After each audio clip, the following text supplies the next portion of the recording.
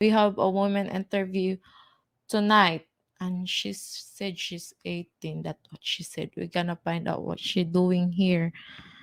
I mean, in Walking Street. 18 years old po.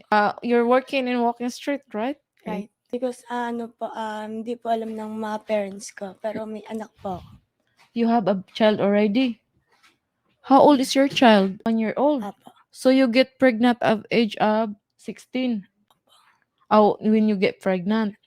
So she said she get pregnant at age of 16, and she was studying that time, and she had a boyfriend. When she get pregnant, the guy didn't show up. The guy ran away. Me, I'm just sad because you're too young to be, and it's lesson learned. Ako lang po yung may gusto dahil may anak po ako. You want it because you have a child. Yeah. Pero napag-isipan ko rin po na mag-aaral po ako next year. Babawi po ako sa mga magulang ko.